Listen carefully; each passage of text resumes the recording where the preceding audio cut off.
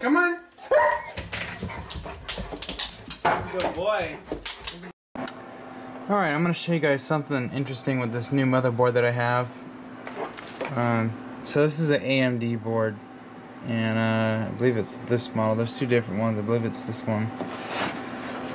And as you can hear, I was just gaming real hardcore, so she's cooling down. But what I want to show you guys here is the new features that these new BIOSes have, at least with this MSI board, which I actually really like. I haven't, pardon the chair, I haven't had any problems with this setup, and really like it a lot.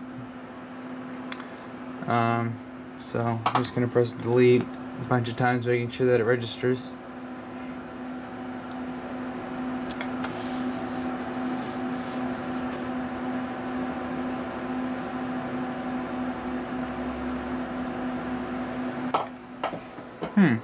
See, earlier on my CPU ID, this was telling me it was running at almost like 70 degrees Celsius. Now I'm, just like seconds later, I'm at 37 degrees Celsius. So I don't know if my CPU ID or hardware monitor is right. But anyways, as you can tell, there's a cursor. Now usually you would just, use your keyboard.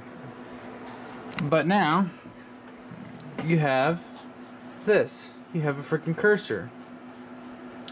Now what I like is this is your boot device priority, and if you want to move things around, like you want to just start with your hard disk, this one here is my OS drive. It's a Seagate 2 terabyte. Now, being OCD, I also have a 1.5 terabyte, and usually like the smallest I would want to have is my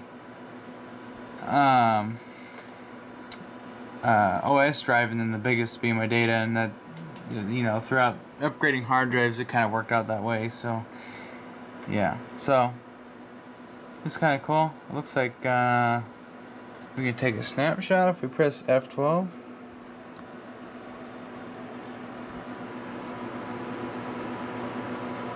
Oh, okay. Interesting. Never mind. So here's your overclock settings. Let me just scroll up. So I'm running at 4.30 gigahertz now. I just clicked one thing. I think it was unlock core control. I just wanted to make sure that everything was enabled. And oh my god, it just freaking oh, here's 4.30 gigahertz. I'm like, holy shit. Stock on this 8350 that I have, it's an AMD 8 core. In fact, here's the information for it right here.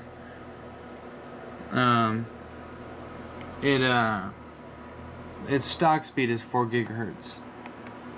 And right now I'm running 4.30, and it runs a little warm. As you can see, and I even have a water cooler on it. But I'm gonna end up getting a bigger water cooler. I'm gonna get a good water cooling system that has the big tubes like that. The ones I got now are like that big. So, and I'm gonna get a big top radiator. So yeah, you can mess around with this and whatnot. I have my DRAM is running at 1800 megahertz. It normally runs at 1600. And even with the slight overclock, the RAM is cool to the touch. It's amazing how cool the stuff runs. Okay, I forgot where I left off, but ended up throwing my DVD drive in, threw another hard drive in that I wasn't using. And what I'm gonna do for shits and giggles, because I'm really bored, is I'm gonna put that on it. I'm not moving to this bullshit, but I wanna see how it runs on 8 cores and 8 gigs of RAM. You may be asking, why are you putting Windows Vista on your computer? 1, I'm bored. 2, I want to verify that it is just my version of Windows that doesn't see all 8 cores in my CPU. The reason why I believe it doesn't see it is because, see, I did a motherboard CPU memory swap and just ran the same OS, and I've seen in the past that whenever I do that, if I go from like a computer that is used to seeing a 2-core. Switch it over to where the computer it's running now has 4 cores. Windows is only going to think that there's 2 cores there. It's not going to see the other 4. Things may take advantage of it somehow, which is what it seems like it's doing now. I mean, when I open up Task Manager, it only sees 4 cores. But computer runs like it's got 8 cores. Or at least the games run a hell of a lot better. So I'm thinking it's just because of the motherboard swap that I did. It's not going to see all my cores until we get a fresh OS. So I know Ubuntu sees all 8 cores. When I open up the system monitor on that, it sees all 8 cores. And everything's being properly used.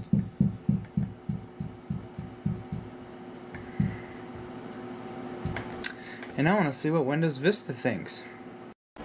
Good news, everyone! Yep. It's just my copy of Windows is fucked up. Oh, son of a bitch. Check this out. We're getting over 120 frames per second in San Andreas. It was 120. Uh-oh. I've never seen it play this great before. This is so smooth. Alright, this is the frame rate for Elfka episodes from Liberty City. I know this is nighttime. The game does run differently. God damn it.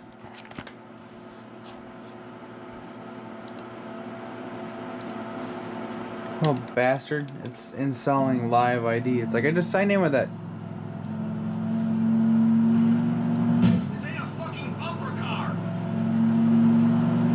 This is running great. Here we are.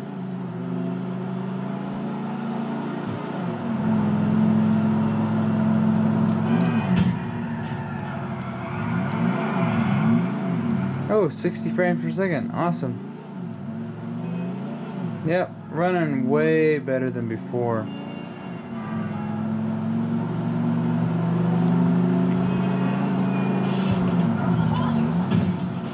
Oh shit. $120 later, got Windows 8. I went ahead and just did the upgrade because, well, one, I really didn't want to have to buy my antivirus until it just flat out expires, which is going to be about a month. And two, that's all they had at Fry's. So, yeah, that's fine with me as long as I get to have a new operating system. Alrighty, so I've been playing around with Windows 8 here, and you know, it's a little different, but still have a desktop. And what's nice about the upgrade is it changed everything over, so I got my antivirus, which I didn't have to take care of. All my icons are in the same spot as they were before. All my programs are still here. The few big changes are if you go right here, you know, you go to your start. This is the part that was pissing people off. They're like, oh no, it turned my PC into a tablet, or it turned it into my phone. Well, it didn't, because, well, if you want to get out of this, but if you want to get to your desktop, which I'm actually going to move this up here, click on that, there's your desktop. And Steam and all my games work just the same. So, the fixes, all 8 gigs of RAM. Here, let me show. Oh, the Windows Experience Index got updated. So we'll go to Control Panel, System and Security, System. So it's now a 1 through 9.9. And so now that it sees 4 more cores, I got an 8.1 on my CPU and memory. So my memory is as good as my CPU. That's good. And then I've got 7.7 on the video card, which is higher than Windows 7's rating. And the usual 5.9 on the hard drive. Now I have This should be my 2 terabyte, and then right here or here should be my 1.5. I forgot which. I have 2 extra drives. One is a Ubuntu drive, which is kind of dicked right now, and then the other is my Windows Vista drive, which I'm actually going to erase. And no, I'm not gonna remove it from the computer, but I'm gonna leave it in there. But yeah, all 8 cores are seen. The computer sees, or the operating system sees, all 8 gigs of RAM and all cores. So everything is running pretty good. I had to make some temporary cooling changes. This MSI guy in the back here is kind of a weak cooler, so this thing was just like ready to melt. I mean, it was freaking hot. So what I did is, since I still have amazing airflow with this Corsair fan in the back. I mean, this is pumping out the air. So, you know, the CPU is running cool. I mean, this is cold to the touch. The RAM is cold. I mean, my old Patriot memory used to be like flaming hot. This stuff is cold. Now, sorry, I've taken this fan here and just ran it kind of between the North Bridge there and the video card. So it's keeping my video card even cooler, which is now cold to the touch. And the guy in the back is cooled down quite a bit. And this cable here that's kind of holding that fan up, keeping it from falling, is actually going to an LED strip that I have in here. Looks kind of cool at night. But yeah, I think she's all good to go. You know, I was kind of the only disappointment I had with this is that there weren't any, like, you know, stickers. I like to put stickers like that on my computer, and I guess there wasn't one, so oh well. Anyways, I'm gonna throw the side back on this and call it a day.